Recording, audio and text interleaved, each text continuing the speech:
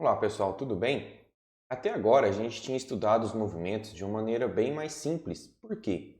A gente estava preocupado com o corpo que já se movimentava e a gente não estava interessado nas causas desse movimento. Então tudo que a gente queria saber, imaginando que tem um corpo que vai se movimentar aqui para a direita, né? O corpo que vai se movimentar aqui para a direita, deixa eu fazer esse negócio melhor. Corpo, certo? Ele vai se movimentar para a direita. Tudo que a gente precisa saber desse corpo é qual é a sua posição inicial, qual é a sua velocidade inicial e se ele está sujeito a alguma aceleração. Com base nesses dados, a gente sabe certinho onde ele vai estar qualquer instante de tempo, porque a gente tem as equações horárias, lembra? Meio de AT quadrado. Tem a equação para velocidade, V0 mais aceleração vezes o tempo. Com essas equações, a gente consegue destrinchar todo o movimento. Só que agora a gente não está mais preocupado com esse movimento, a gente quer saber as causas. Então a gente está interessado em por que, por que os corpos se movem. Ou, se eles se movem, por que param? Ou se eles estão parados, por que estão parados? Essa é uma parte da física, pessoal, conhecida como dinâmica. É a dinâmica. A gente vai ficar um longo período estudando esse conteúdo, tá certo? Então a gente está preocupado por que se move, por que para e se estão parados, por que estão parados, beleza? Então vamos lá. A gente sabe, né, está acostumado a ouvir a palavra, eu estou tendo muito esforço, tenho que esforçar demais para passar de ano, ou não precisei esforçar muito para fazer. Esforçar remete a uma palavra na física muito importante que se chama força. Então força é uma grandeza na física que perturba as coisas. Para que você faz uma força no objeto? A gente sempre faz uma força no objeto para que ele se mova, ou para que ele pare, ou para que ele continue parado. Não tem outra situação. Pensa você, por exemplo, né? Vamos ver, como que a força, né, altera o movimento? Imagina o seguinte, você vai caminhar, certo? Aqui tem um desenhozinho de alguma coisa que está caminhando, certo? Para você caminhar, não tem jeito. Você tem que fazer uma força aqui para trás, tá? Você tem que fazer uma força para trás. Tá? Tem uma força para trás. Por quê? Quando você empurra o seu pé para trás, por algum motivo que a gente vai discutir mais para frente, você vai para frente. Então você passa a ter uma velocidade, né? Vai aqui para frente, porque você empurrou o chão para trás. Observa para você ver, para andar não tem jeito, você tem que empurrar para trás. E aí, essa força que você faz aqui para trás, de vermelhinha, né? Ela tá em todos os lugares que você observar, tá em tudo. Se a gente pensar nos atletas, né? Tem que fazer a força para jogar a bola, que o cara que vai arremessar peso. Tem que fazer a força para esticar uma corda, para poder lançar a flecha. Tem que fazer uma força para tirar esse peso de uma região mais baixa e levar para uma região mais alta, ou seja, para alterar a altura desse corpo. Só que tem algumas forças também que não precisa você fazer força diretamente, né? E elas não precisam de uma coisa aqui, ó. O que tem em comum em todas essas três figuras aqui em cima? Existe contato. Aqui embaixo não existe contato. Olha só. Quando a gente pegou esse ímã e atraiu esses grampos, né? Esses grampos sentiram uma força que você nem viu, ela é invisível, certo? Não teve contato. Então aqui, ó, é tudo sem contato. Aqui também, essa mulher pulou, mas assim, ela não tem contato com o solo mais, por que ela volta? Que força invisível é essa, né? Essa aqui é uma força que a gente sabe que é a força magnética, né? magnética. Essa aqui a gente sabe que é a força que a gente já estudou, força gravitacional. As coisas caem. Então existem forças que exigem contato para serem transferidas, para atuarem, né? Existem forças que não precisam de contato para atuar, tá certo? Forças elétricas, força magnética, forças gravitacionais, todas estão nesse patamar.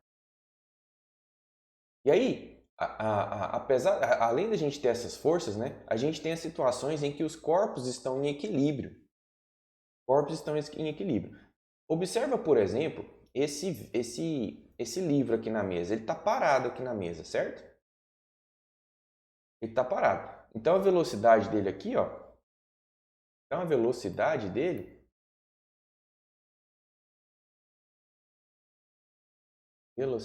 aqui, ó, é zero, certo? Ele está parado. Esse corpo está parado, ele está em equilíbrio. Só que é um equilíbrio dito estático. Volta a especificado aqui em cima. Por quê? Ele está parado e está com velocidade zero. Então ele é estático. Quando você olha para o céu e vê aquela migração de pássaros, eles praticamente não alteram a velocidade deles. Eles estão em movimento, então a velocidade é diferente de zero, eles estão em movimento, só que estão naquele mesmo movimento, estão sempre com a mesma velocidade. Eles estão em equilíbrio também, só que é um equilíbrio dito dinâmico, porque a velocidade é constante, ou seja, ela é diferente de zero. Então aqui o equilíbrio é dinâmico. Eu posso falar que existe força aqui? Existe. A gravidade não está puxando esse livro aqui para baixo. Deixa eu colocar de uma forma mais... Aqui, ó. Tem a gravidade puxando esse negócio aqui para baixo. Mas por que então ele não está caindo? Ah, porque deve ter alguma força contrabalanceando a gravidade para manter ele aqui. Imagino que não tem nenhuma força puxando ele dos lados. Então, para o lado ele não vai se mover mesmo. Mas para cima e para baixo não vai, porque tem alguma força contra a gravidade aqui para cima, impedindo ele de cair, por conta da mesa. E aqui, o fato de eles estarem em velocidade constante implica que eles não tenham força atuando? Tem. Tem a gravidade puxando cada um desses aqui, tem a força do vento, do ar que eles estão empurrando para trás, o ar está batendo neles, eles também estão indo para frente, então tem força envolvida aqui. Mas é uma situação de equilíbrio, em que essas forças todas se anulam para que a velocidade se mantenha constante, certo? Lembra bem disso daí. Vamos seguir. Com base nisso daí, a gente vai começar a estudar as 3 leis de Newton que estão envolvidas, que relacionam a força e todo o conteúdo da dinâmica. Tá? Então, a gente tem a primeira lei de Newton, a lei da inércia. Para a gente entender ela, vamos ver esse exemplo aqui. Ó. Imagina que você tem que empurrar uma caixa, certo? Imagina que é uma caixa de madeira. Inicialmente ela está vazia, mas é uma caixona de madeira. Você sabe que madeira no chão tem muito atrito, certo? Então é fácil você empurrar essa caixa aqui para frente? Não é. Aí você não é nada bobo, você vai lá e pega um carrinho, né? E põe a caixa em cima. Você sabe que o carrinho diminui o atrito da caixa com o chão e você consegue empurrar esse negócio para frente sem grande força. Mas aí você pega essa caixa, né? Que é fácil de empurrar agora porque está com o carrinho, e você vai enchendo de mercadorias. Você vai ter a mesma facilidade para empurrar a caixa, apesar de estar com o carrinho? Não vai ter. Por quê? Você aumentou a massa de coisas que estão aqui dentro. A massa da caixa aumentou. Então não vai ser mais tão fácil empurrar. O que é isso, professor? Imagina que antes, né? Para você empurrar essa caixa, você tinha que fazer uma força aqui para frente, certo? Imagina que a força que está fazendo aqui para frente é essa seta azul. Só que tem um atrito segurando a caixa aqui para trás. A gente representa por essa seta vermelha aqui para trás. Às vezes o atrito é tão grande que ele é igual à força que você faz para frente. Aí imagina que você tem uma força para frente e tem outra força para trás do mesmo tamanho. Quem que vence? Ninguém. A força resultante é zero. Então o negócio não sai do lugar. Ele fica com velocidade zero, não sai do lugar. Mas aí, se eu coloco um carrinho aqui de baixo, né? Eu vou fazer essa mesma força aqui para frente, só que agora a força que o atrito faz me segurando para trás é um pouco menor. Então a minha força vence E aí o negócio passa a ter uma certa velocidade, que é diferente de zero, tá certo? Então, o carrinho, ele compensa diminuindo a força de atrito, tá certo? Só que quando você começa a encher o carrinho, né, você aumenta a quantidade de massa aqui. Então, fica mais difícil de você empurrar, apesar de ter o carrinho, né? Fica mais difícil porque o corpo aumentou de massa. Mais pesado agora, né? Certo? Se a gente seguir aqui então, ó, a gente sabe que quanto mais pesado um corpo é, né? Quanto mais pesado um corpo é, mais difícil é de mexer esse corpo. E a gente lembra o seguinte também, vamos voltar para esse exemplo aqui. Né? Imagina o seguinte, se não existisse o atrito, né, nesse carrinho aqui, essa caixa, uma vez que eu comecei a movimentar a caixa, ela não vai parar mais, ela vai continuar daquele jeito, com aquela mesma velocidade para sempre, porque não tem nada impedindo o movimento, tá certo? Agora, se existe o atrito, né? Se eu empurro esse carrinho um pouquinho e existe o atrito, se for uma superfície plana, né? Com o tempo o carrinho vai parar. Aí ele vai parar e não vai continuar mais. Então, com isso a gente pode concluir o seguinte, ó.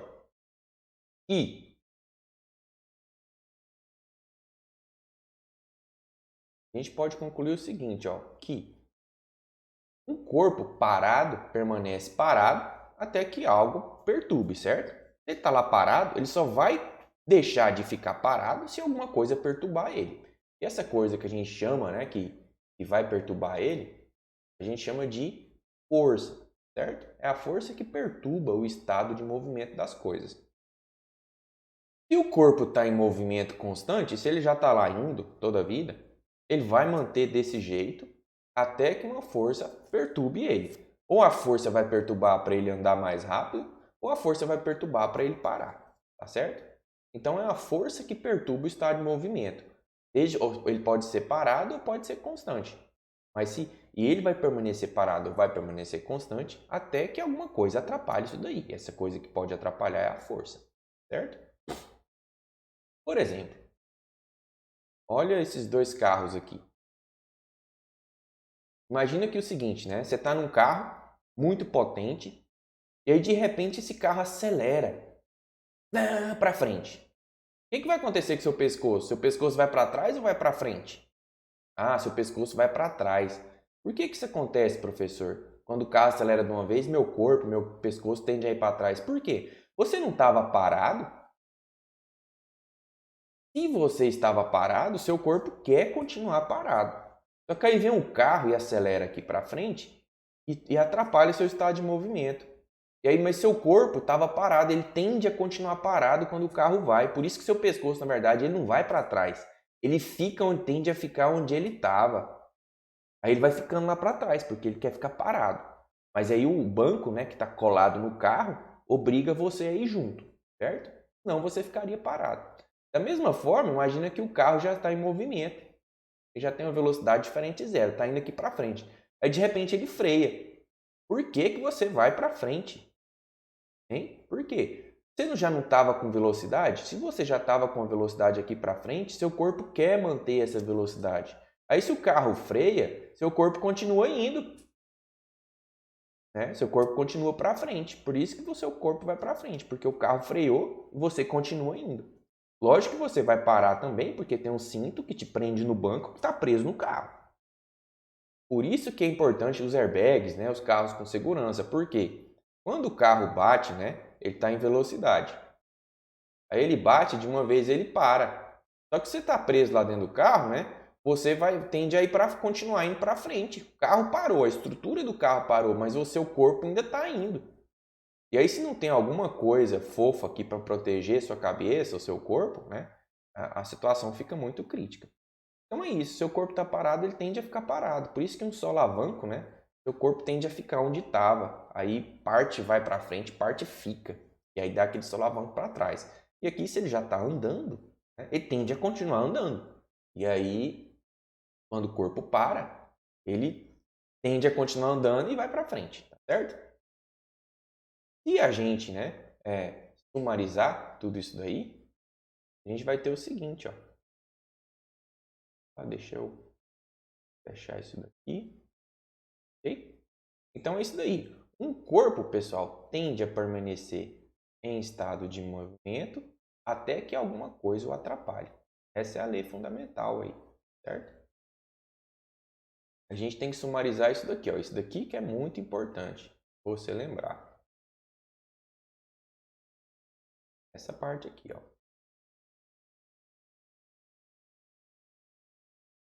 Tá? Todo o corpo permanece em repouso ou em movimento uniforme, lembra que velocidade constante, a menos que uma força atue sobre ele. Só que eu repeti várias vezes aqui, certo? Agora a gente vai para a segunda lei, ou princípio fundamental da dinâmica. Essa segunda lei, ela envolve uma equação que é muito simples, né? Ela fala o seguinte, ó. Toda força que se aplica num corpo, ela é proporcional à massa e é proporcional à aceleração que o corpo vai ter. Por isso que o estado de movimento do corpo muda. Se ele está parado e vai ter velocidade, não tem como isso acontecer sem a gente ter essa tal da aceleração. Não tem como isso acontecer sem ter a aceleração. Ter, né? A aceleração. Da mesma forma, um corpo não altera o estado de movimento sem ter força. Então, força está sempre, sempre, sempre relacionada com a aceleração. E a dificuldade de se mover os corpos está relacionada com a massa. Quanto mais massa o corpo tem, né? Quanto mais massa o corpo tem, mais força você vai ter que fazer para obter aquela mesma aceleração, certo? Porque o corpo é maior.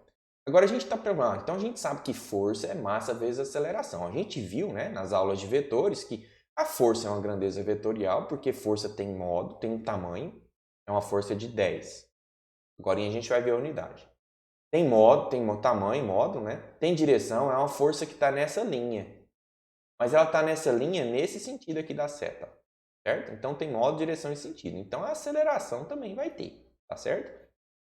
Qual que é a unidade de massa no sistema internacional? Qual que é a unidade de medida de massa no sistema internacional? A gente lembra que é o quilograma, certo? Qual que é a unidade de aceleração no sistema internacional? A gente lembra que é o metro por segundo ao quadrado. Então, se a gente tem aqui, ó, que força é igual a massa, tá? Força é igual a massa vezes a aceleração, a gente está pegando que a unidade de força é a unidade de massa, que a gente sabe que é quilogramas, vezes a unidade de aceleração, que é metro por segundo ao quadrado. Então, essa é a unidade de medida de força, quilograma, metro por segundo ao quadrado. Para facilitar e homenagear, né, a pessoa que descobriu isso daí, aí toda vez que a gente tem massa vezes aceleração, e está tudo no sistema internacional, a gente chama isso de Newton. Então, aqui seria uma força de 10 newtons, tá certo? Então, a força de 1 newton, força de 10 newton, 30 newton, 40 newton, isso é a unidade de força, tá bom? Vamos continuar. Vamos fazer um exemplozinho aqui, né? Vamos fazer esse exemplo. A gente aqui, ó, você tem uma caixinha, certo? De 5 kg. Aí você faz uma força de 4 newtons para cá e uma força de 3 newtons para cá. Se você está fazendo 4 newtons para cá e 3 newtons para cá, qual que é a força resultante nesse corpo? Eu estou fazendo 4 para a direita menos 3 para a esquerda. Então sobra 1 newton para a direita. A gente sabe, né, viu aqui agora que toda força resultante no corpo é igual a massa vezes a aceleração. Então vamos usar isso daí. A força resultante tem que ser igual a massa vezes a aceleração que o corpo vai ter. A pergunta é, né, qual a aceleração? Então, ó, a gente sabe que a força resultante aqui foi de 1 newton. A massa do corpo a gente tem, que é de 5 kg. Vamos descobrir qual que é a aceleração. Passo 5 dividindo. A aceleração vai ser o quê? 1 sobre 5. A aceleração vai ser o quê? 0,2 metros por segundo ao quadrado. Se a gente tem o contrário aqui, né? Tem uma força de 3 newtons para cá e tem uma força de 1 newton para cá, a gente vai ter que a força resultante é igual, aqui está para frente é 1, menos aqui está para trás 3. Vai ser menos 2 newton. Ah, é uma força negativa, Maio? Não, não existe força negativa. Esse menos aqui é só para indicar que quem ganhou foi o equivalente a 2 newtons aqui para trás. Certo? E a gente lembra que a força resultante é igual a massa vezes a aceleração. Então, a força resultante é de menos 2, certo? A massa é de 4 kg. Então, quem que vai ser a aceleração? Passo 4 dividindo, a aceleração vai ser o menos 2, que já está aqui do outro lado, dividido por 4, que está colado aqui no A. Menos 2 dividido por 4 é menos 1 sobre 2. A gente simplificar aqui, né? 1 dividido por 2 é menos, né? 0,5 metros por segundo ao quadrado.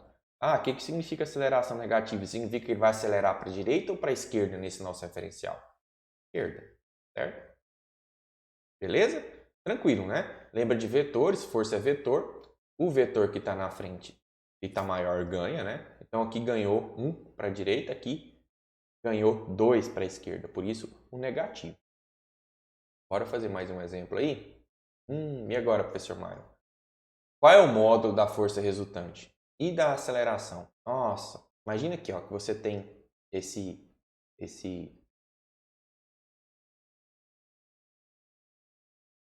gráfico aí. Você tem uma força de 4 newtons para cá. E para cima você tem uma força de 4 newtons para cá. E aqui em cima, e aqui nessa força para cima você tem 3 newtons. Então se a gente for desenhar isso daí direitinho, a gente tem uma coisa assim, ó. A gente tem uma força para cima, certo? De 3 newtons. Vou colocar só o tamanho 3 aqui, tá? E a gente tem uma força para a direita de 4 newtons, certo? Vou colocar 4 aqui. Qual que é a força resultante? Você deve lembrar da regra do paralelogramo, né? E aí é importante você voltar lá naquela simulação, mexer com os vetores e ver o que acontece quando você soma dois vetores, né? E aí a gente lembra aqui, ó, né? A gente pode ter aqui uma projeção desse vetor de baixo e pode ter uma projeção do vetor em pé. E a soma desses dois vetores vai ser esse paralelogramo aqui, essa seta desse paralelogramo aqui. Então, esse aqui é a força resultante. Vamos chamar ela de FR aqui, inclusive. Força resultante. Isso no desenho, certo? No esquema. Agora ele quer saber o módulo dela. Qual que é o módulo dessa força resultante? A gente não tem um triângulo retângulo aqui, ó. Tem? A gente não quer saber bem a hipotenusa desse triângulo retângulo? Então, a gente sabe que hipotenusa ao quadrado é igual a cateto 1 ao quadrado mais o outro cateto ao quadrado. Quem que é a hipotenusa aqui? É a força resultante nossa. A gente quer descobrir. Então, a força resultante ao quadrado é igual a quê? Um cateto aqui embaixo ao quadrado, mais o outro cateto vertical aqui ao quadrado. Isso aqui vai dar quanto? 4 ao quadrado, 16. 3 ao quadrado, 9. Que dá quanto? 25. Então, a nossa força resultante ao quadrado dá 25. Significa que a nossa força resultante é igual a raiz de 25. Dá o quê? Newtons. Então, o tamanho desse vetor aqui, ó, o módulo dele, é de 5 newtons. Beleza? Ou seja, puxar esse bloco para cá com 4 newtons e puxar esse bloco para cá com 3 newtons ao mesmo tempo é como se tivesse sozinho uma força puxando para cá com tamanho de 5 newtons. A gente usou o teorema de Pitágoras. Lembra? Pitágoras. Agora, ele quer saber também a aceleração. A gente sabe que força resultante é igual a massa vezes aceleração. Então, a força resultante a gente sabe que é 5. A massa está aqui, ó, 6. Vezes a aceleração, que eu não sei quem que é. Então, ó, a aceleração vai ser o quê? O 5, que está lá do outro lado já, dividido pelo 6 que está coladinho. 5 dividido por 6. Não sei quanto dá. 5 dividido por 6 metros por segundo ao quadrado. Beleza? Tranquilo, né? Lembra dos vetores. Brinca lá na simulação. Agora a gente vai ver a força-peso, que é um tipo de força que a gente tem na natureza. A força-peso. Lembra, por exemplo, né? Pensa num pé de piqui, na nossa terra aqui, né? A gente sabe que se esse piqui só está aqui suspenso no ar porque ele está preso, né?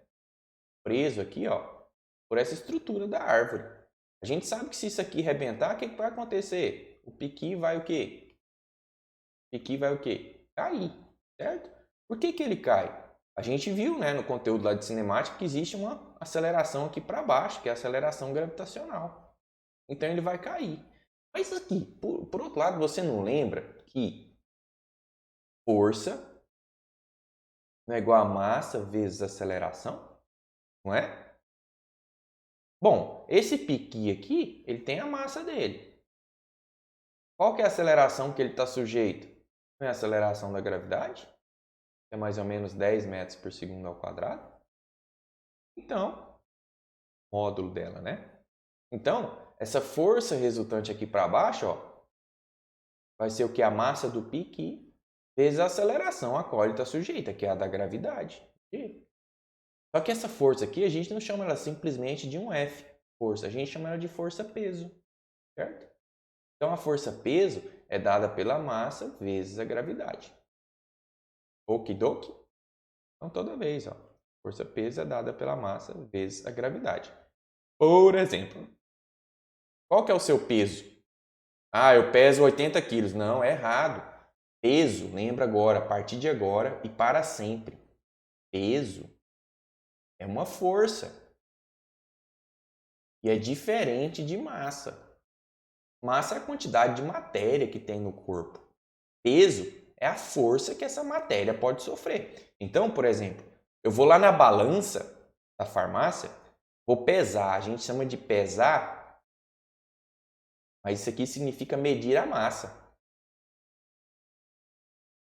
Aí eu vou lá na balança, né, e vejo que a massa minha do professor Myron é de 90 kg. Mas espera aí, eu tenho uma massa de 90 kg, tem a gravidade me puxando aqui para baixo, né, a 10 metros por segundo ao quadrado. Então, qual que é a força que eu sofro devido à aceleração da gravidade? É a força-peso. O peso, então, do professor Myron é a massa dele vezes a gravidade. Então, o peso do professor Myron vai ser 90 vezes, qual que é a aceleração da gravidade? 10. 90 vezes 10, 900, o quê? Newtons, que a gente está falando de força. Ou seja, se você fosse lá na balança pesar no sentido físico, a balança ia falar para o professor Myron, você está com 900 newtons de peso. Mas ela converte isso aqui numa escala legal lá e fala, não, Myron, você está com 90 quilogramas. Então lembra, quilogramas, né, é massa, não é peso, certo? Peso é força, eu tenho que multiplicar por uma aceleração. Quando a gente fala da aceleração gravitacional, que é 10 metros por segundo ao quadrado, o peso do professor Myron é de 900 newtons. Então a gente sabe, né, mais ou menos, que, por exemplo, uma caixa, né, que tem 500 quilos, o peso dela é só multiplicar por 10, né, vai ser 5.000 newtons. Ou se a gente sabe que uma coisa tem 20 newtons de peso, a gente sabe que a massa dela é mais ou menos de 2 kg. Beleza? Fica tranquilo, né? Então é uma força, massa vezes aceleração. Só que a aceleração agora é a aceleração gravitacional. Okidoki, sigamos aqui. Agora a gente vai, pessoal, para a terceira lei de Newton. É uma lei mais tranquilinha, mas ela tem implicações gravíssimas na natureza. Gravíssimas não, né? Muito importantes. É o princípio da ação e reação. É aquele esquema. Lembra que no começo eu falei para você como é que você anda para frente? Para você andar para frente, você tem que empurrar alguma coisa para trás. Aí você garante que está indo para frente, certo? Isso é o princípio da ação e reação. Não tem como uma força atuar sem ter uma reação. Toda força tem uma reação contrária. Então, por exemplo, eu empurro a Terra, o planeta Terra, para trás. O que acontece com o planeta Terra? Me empurra para frente. empurra, pessoal, do mesmo tamanho. Então, essa setinha azul tem que ser do mesmo tamanho da seta vermelha. Mas eu lembro o seguinte, força não é massa vezes aceleração, professor Myron? Por que que eu empurro a Terra para trás, ela não vai para trás e eu vou para frente? Os dois se movimentam. Ou eu fico parado. Por quê? Quando você faz essa força aqui para trás, para você receber ela de volta da Terra, a massa da Terra é grande ou é pequena? É gigante. Então, qual que vai se movimentar de maneira mais nítida? A Terra ou você? Você. Por isso que você ganha velocidade para frente. Mas a Terra também é empurrada para trás. Só que é com uma velocidade muito, muito, muito pequenininha. Irrisória. Não altera nada nela praticamente. Isso é um exemplo aqui ó, de um skate para você ver. Não sei se vocês já subiram no skate. Se você está em cima do skate e não põe o pé no chão, não tem como você sair do lugar. Se você empurra as pernas para frente, seu corpo fica para trás. Se você empurra as pernas para trás, seu corpo fica para frente. Não tem como você sair do lugar. Você precisa empurrar o chão para trás e aí sim, o seu corpo vai para frente, tá certo? Então esse é o princípio da ação e reação. Se não tivesse, pessoal, reação, imagina que você dá um murro na parede. Tem uma paredona aqui, certo? Aí você vem aqui ó, e dá uma porrada. Se não tivesse uma reação da parede na sua mão, você não ia sentir nada. A sua mão ia atravessar a parede, ela ia quebrar os tijolos, ia dissipar tudo e você não ia sentir nada. Mas por você fazer essa força na parede, ela faz essa mesma força na sua mão. Como a parede é muito rígida, quem é que vai sofrer mais danos? É a sua mão. E a sua mão vai sofrer um dano proporcional à força que você fez, que é o que a parede devolve de volta. Então esse é o princípio da ação e reação, tá bom? Vamos tentar fazer um... Então, ó, esse aqui é um sumário, né, do que é o princípio da ação e da reação. Tá? Ação e reação. Sempre que um corpo A faz uma força no corpo B, esse corpo B vai reagir exercendo em cima do A que fez a mesma força de mesma direção, só que sentido contrário. Então, o que fala é o seguinte, ó, você fez uma força para cá, o outro vai fazer uma força para cá. Essa força é igualzinha, tem o mesmo tamanho, tem a mesma direção, porque eles estão na mesma linha, estão alinhados, só que o sentido é contrário. Você faz para a direita, a reação é para a esquerda. Você faz para cima, a reação é para baixo. Por que que o foguete então sobe, né? Lembra por que que o foguete sobe? O foguete espacial? Por que que ele sobe? Porque ele queima combustível e joga o combustível para trás. Quando ele empurra o combustível para trás em alta velocidade, queimado, aquele gás violento em alta velocidade, esse gás empurra o foguete para cima também com a mesma força. E aí o foguete tem o que a gente chama de empuxo para poder ir embora, tá certo? Ação e reação, lei de Newton. E aí, dentro dessas forças, né, de ação e reação, tem uma força chamada força de atrito. Força de atrito. Por exemplo, né, a gente viu lá mais para trás, assim, às vezes você empurra uma caixa na mesa, essa caixa vai sair andando. Deixa eu diminuir essa letrinha aqui. Essa caixa vai sair andando, só que ela vai parar. A velocidade vai ser zero em algum local aqui. Por quê? Alguma coisa impediu essa caixa de continuar se movimentando infinitamente. É um atrito que existe. Então, apesar de essa caixa parecer lisinha, a mesa parecer lisinha, se a gente fizer uma amplificação microscópica, a gente sabe que a caixa tem ranhuras, a mesa tem ranhuras. Essas ranhuras se encaixam de alguma forma e impedem o movimento. Graças a elas existe um atrito. Se não tivesse atrito entre o seu pé e o chão, a força que você faz para trás não ia ser igual à força que você faz para frente. Você ia ficar deslizando sem poder sair do lugar, tá certo?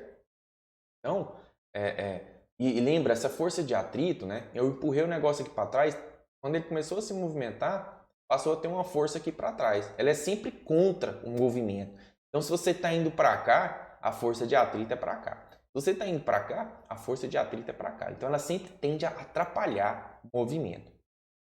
Certo? Aí tem um atrito que é dito estático, tem um atrito que é dito dinâmico. O estático é quando o negócio está parado. Imagina que eu tenho um trem parado aqui na superfície, eu faço força aqui, mas esse negócio não está se movimentando ainda. É porque ele tem um atrito estático. Quando ele já está se movimentando, imagina que eu estou empurrando a caixa na mesa para ela continuar se movimentando. Tem uma resistência ainda. Esse atrito ele é dinâmico, porque já está relacionado com o movimento. Beleza? Então, até a próxima aí, um abraço, vamos fazer os exercícios agora.